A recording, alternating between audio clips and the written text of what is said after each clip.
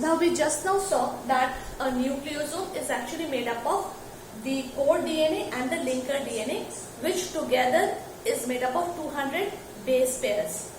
Now little bit data might differ, like the core DNA is often referred to as 146 base pairs and the linker DNA is around 40 base pairs. So that may differ, but overall they say that most of the books that the nucleosome is actually made up of 200 base pairs. Now and in the chromatin structures we see such repeated nucleosomes which appear as, like we have studied, beads on a string structure that we see. Now this was in a eukaryotes or a eukaryotic cell. What is the condition of the DNA in a prokaryotic cell? In a prokaryotic cell, we know there is no nuclear membrane. The entire contents of the DNA are actually scattered. But it is not so. Whatever the DNA is, they are also held together at a region which is known as nucleoid.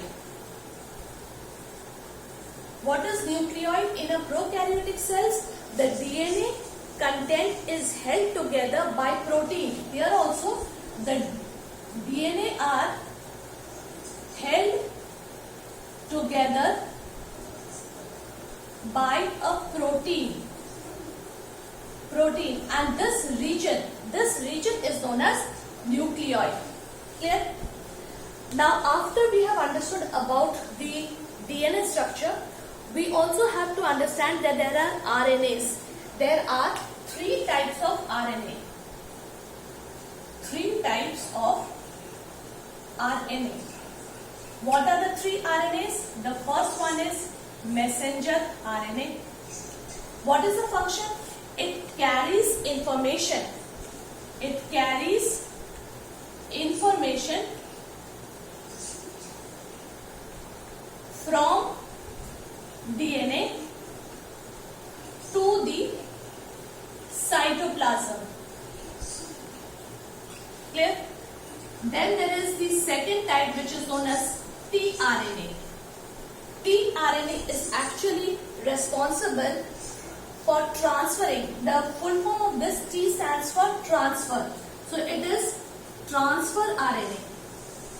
It recognizes amino acids, binds with them and transfers the amino acids to the required place, that is to the ribosome. They take them to the ribosome where protein synthesis is going to take place. So tRNA, it transfers amino acids to rRNA for protein synthesis. It transfers amino acids and also identifies them.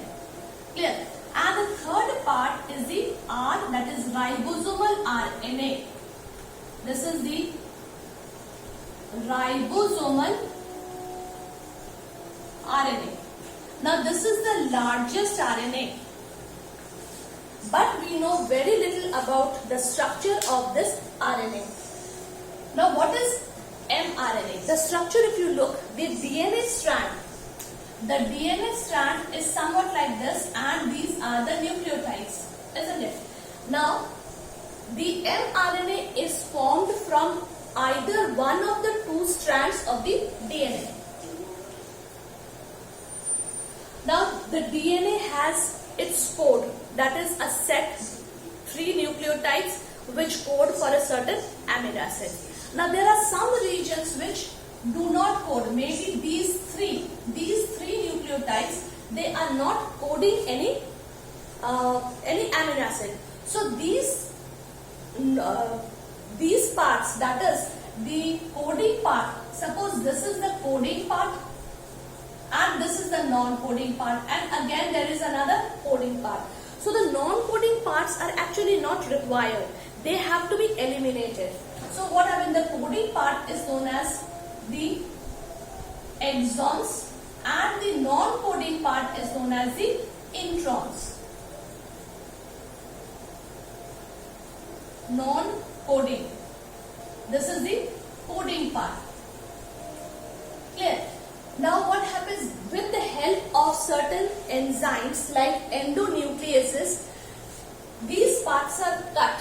That is, with the help of endonuclease, the coding and the non-coding are separated. So what is required? The coding part is present and the non-coding part is discarded.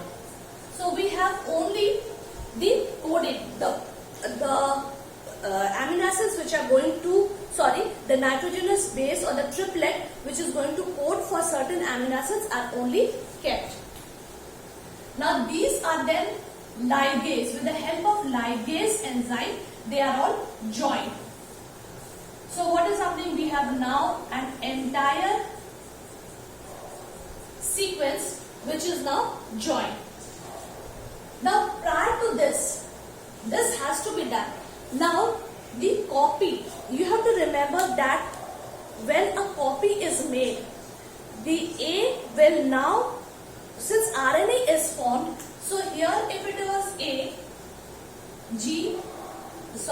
and G, then the RNA sequence that is being formed will be U, G and C.